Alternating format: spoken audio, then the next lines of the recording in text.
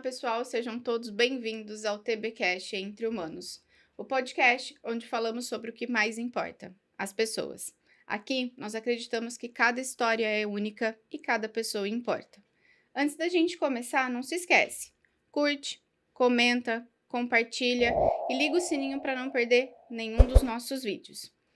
Bom, seja muito bem-vinda novamente, Ti, para a gente poder bater esse papo hoje, falando um pouco sobre essa questão de saúde, né? A gente está nesse momento importante aqui do mês de abril, então, obrigada mais uma vez por estar aqui comigo para a gente bater esse papo. Eu que agradeço pelo convite, é um prazer estar aqui novamente. Vamos lá, Ti, pensando nessa questão da saúde, eu acho que tanto para recrutamento e seleção, quanto para recolocação profissional, um dos pontos que a gente mais visualiza é a questão do estresse, né? Como que esse estresse contínuo afeta o dia a dia das pessoas? Tá, bacana. Só para trazer um contexto, eu acredito que algumas pessoas confundem estresse com a questão de ser irritado, da irritabilidade. São coisas diferentes, né? Estresse de ser uma pessoa irritada. O estresse contínuo, ele afeta muito, mesmo que em algumas vezes, assim, a gente acaba não percebendo. Em que sentido? Afeta na questão de, muitas vezes, a pessoa, ela perde a motivação naquilo que ela tá fazendo. É aquela questão de acordei e não quero ir trabalhar hoje, né? Acordei e, nossa, que desmotivação, insatisfação, gera muita insatisfação. E a gente lida muito com isso no nosso dia a dia. É o que eu sempre falo, que quem busca um projeto de recolocação profissional nunca tá bem. A pessoa, ela nunca tá, não, tô satisfeita com o meu trabalho, quero somente fazer uma pesquisa. Não, ela tá passando por algum problema. Seja uma frustração no trabalho, seja um desemprego que gera um estresse, né? E o estresse contínuo, né, muito repetido ali no seu dia a dia, ele afeta diretamente o hipocampo, né, do cérebro, que é a área responsável pela resolução de problemas, é a área responsável por guardar memórias, libera muito cortisol, né, que acaba afetando esse hipocampo. E isso acaba trazendo um prejuízo significativo em relação ao dia a dia, em relação a resolver realmente ali problemas. Às vezes você tem dificuldade de trazer uma informação porque você não lembra. Em processo seletivo também, isso é muito comum, gera esse estresse. Também a ansiedade, você esquece aquilo que você vai trazer, então o estresse ele é prejudicial por essas questões, você perde interesse naquilo que você gostava de fazer. Então, é mais ou menos isso. Tá. E qual é a principal ou as principais consequências que a gente visualiza dessa pessoa que está nesse pico de estresse, que está nesse momento de desgaste emocional tão grande? Aí é o que a gente chama de burnout, né? O estresse contínuo, muito repetitivo, ele vai acabar gerando o que a gente chama de doença, né, ali, que é um problema muito grave. Então, quem tá passando por esse problema, quem tá tendo esses sintomas, né, muita fadiga, cansaço físico, cansaço emocional, falta de interesse nas atividades e naquilo que gostava de fazer, minha recomendação é busque ajuda. Sim. Do que você trouxe, né, falando em relação a esquecer, eu acho que também a gente pode entrar no ponto da entrevista, né, que a pessoa quando ela chega nesse momento de ansiedade muito grande, sem uma preparação, sem um momento onde ela trabalhe, né, ela realmente pode esquecer. E aí a gente tem até um caso, infelizmente, de um dos nossos assessorados, que ele chegou com a queixa de que o currículo dele era aprovado nos processos, mas toda vez ele chegava no primeiro processo e ele não era aprovado. Quando nós fomos fazer a simulação, ele não lembrava o nome dele. Então, o desgaste emocional daquela pessoa para fazer uma entrevista, para participar de um processo sem que ele esteja preparado, isso causa um problema muito grande, né? Sim, isso é verdade. Pensando nisso, não sei se vocês sabem, então fiquem sabendo. Nós somos uma consultoria, a TB Lucy RH. Nós somos uma consultoria de recolocação profissional. Aqui nós trabalhamos todo o processo de vocês, então currículo, LinkedIn, preparação de entrevista, como a gente está colocando, e também o processo ali de busca de vagas e indicação para o mercado. Tendo interesse, querendo conhecer um pouco mais dos nossos serviços e principalmente entender como que a gente pode ajudar você nesse momento, tem um QR Code passando aqui na tela. É só entrar em contato, vai ser um prazer enorme poder atendê-los e poder ajudá-los nesse momento.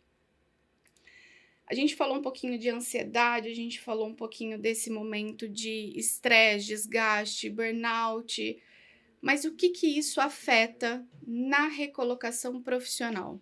Né? O que Tá. que isso impacta no momento em que você está buscando uma nova oportunidade ou até mesmo uma transição, que aí eu acho que o problema é maior ainda, né? Uhum. Para quem está passando por um momento de estresse, o que pode acontecer é essa pessoa pensar que não merece mais ali um momento de recolocação, autossabotagem, né? A pessoa ela começa a se autossabotar, acredita que não é bom o suficiente naquilo que está fazendo. Ou também a questão que a ansiedade traz é o imediatismo nos processos. Hoje a gente sabe que processo não é rápido, precisa de uma avaliação, demora um tempo, né? Não é de um dia para o outro que aquele recrutador vai tomar uma decisão, às vezes é de uma semana para outra, daqui a 2 semanas. Então, o imediatismo ele acaba sendo um vilão também, que é causado ali pela ansiedade, né? Mas realmente eu acho que o que acaba afetando bastante no processo de recolocação é a autossabotagem. As pessoas elas se sabotam muito, não acreditam no próprio potencial, muitas vezes elas não aceitam nenhum feedback positivo que elas recebem, né? Sim. Elas se sentem sempre inferiores daquilo que elas realmente são, e a gente vê isso no dia a dia, isso afeta até a pessoa no crescimento profissional. Às vezes ela não acredita que ela merece aquela promoção, ela não acredita que ela merece um cargo maior, ela não acredita que ela é capaz de aceitar um desafio diferente. Isso é tudo ocasionado pelo estresse e também pela ansiedade. Outro ponto também é que a pessoa ela pode gerar uma expectativa irreal de um Sim. processo, né? Às vezes ela idealiza, igual uma entrevista. Às vezes você idealiza o que vai ser perguntado, o que vai acontecer nesse processo é totalmente diferente daquilo que você pensou, e isso causa uma frustração. Então, para mim, são mais esses pontos mesmo. Você falou dessa questão desse próximo passo, né? Então, buscar essa nova oportunidade, acho que até no caso de uma Uhum. promoção mesmo. Mas por que que a gente se sente assim, né? Por que que a ansiedade provoca tanto isso no nosso dia a dia, né? Principalmente você que fica ali sendo responsável por todo o contato com o cliente, entender o momento dele, fazer aquele primeiro alinhamento para ouvir a expectativa daquela pessoa. O que que afeta tanto e por que afeta tanto esse estresse, né? Às vezes, de muito a pessoa ouvir não, de muito apanhar mesmo, sabe, da vida, de tanto ela ouvir de outras pessoas que ela não é boa o suficiente, ela acredita nisso. E assim, eu acredito que cada pessoa ela tem que acreditar no seu potencial ali, porque se você não acredita em você, quem vai acreditar? Sim, Então, eu acredito que é muito importante a pessoa se conectar com ela, né? Refletir nos pontos positivos, tá? Não guardar só os negativos, mas o que de positivo eu tenho ali para oferecer? Não se apegar ao não, mas buscar o sim, né? Então, eu acredito que essa questão é bem prejudicial também para as pessoas. É, ouvir nãos, né? A pessoa acaba acreditando muito nisso, e isso acaba afetando na parte de buscar uma nova posição, um novo desafio. A pessoa tem medo do desafio, ela sim. treme de medo do desafio ou acha que não é bom o suficiente. Eu já vi vários casos assim, né? Da pessoa falar: bom, eu já tenho 30 anos, eu já tenho 3 filhos, o mercado não vai mais me aceitar. Vai.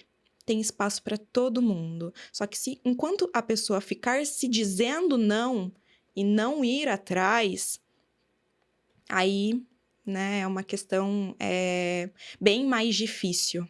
É a autossabotagem, A né? autossabotagem, a gente volta de novo para esse tema. É a autossabotagem. Infelizmente, a grande maioria dos profissionais hoje, eles têm essa questão da autossabotagem. Sim. Eu acho que muito disso também, Ti, eu não sei se é o caso, tá?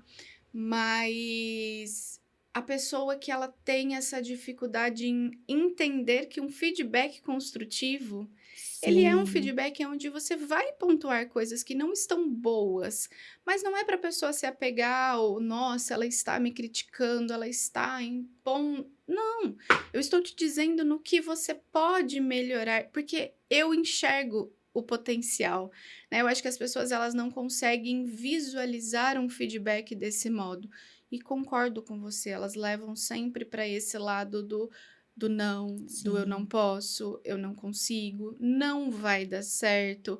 Ah, eu não estou sendo chamado porque o meu currículo é ruim. Ah, eu Uhum. não estou sendo chamado porque quando eu passei por aquela empresa eu fiquei. Nossa, Calma. quantas vezes a gente já não ouviu isso, né? Sim, E realmente é diferente um feedback de um ataque pessoal. É totalmente diferente. Se a pessoa está te fornecendo um feedback, é porque ela acredita na sua melhora e no seu desenvolvimento. Ela tá te pontuando aquilo que ela sabe que você é capaz de mudar, só que não levar realmente para o pessoal, mas entender como eu posso melhorar isso. sim. Esse é um ponto muito importante. E em relação a esse controle de estresse, né? Não só para a entrevista, para o processo de recolocação, mas para o seu dia a dia, né? Para as pessoas que estão assistindo, que dica que você daria? Quais pontos são importantes para você controlar ali aquele estresse? Eu sempre falo para as pessoas que a melhor forma de controlar estresse é respira.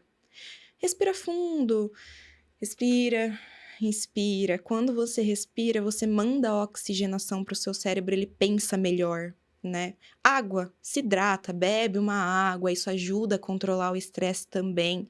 Tenta se reconectar com algo que você gosta de fazer. Nossa, tô muito estressado. O que você gosta de fazer para descarregar também esse estresse? Ah, não, eu gosto de ler um livro. Pega um livro, lê um livro. Exercício também é uma ótima maneira de descarregar esse estresse, né? Porque o estresse, querendo ou não, ele é uma carga emocional e física ali. Então você precisa entender o seu corpo, entender o que você gosta de fazer para descarregar essa sobrecarga. Então, exercício físico, se hidratar, respiração, assim, acredito que em primeiro momento é a primeira forma, né? Mas se a pessoa percebe também que ela tá fazendo tudo isso, mas esse estresse não tá se resolvendo, aí é uma questão de realmente buscar ajuda.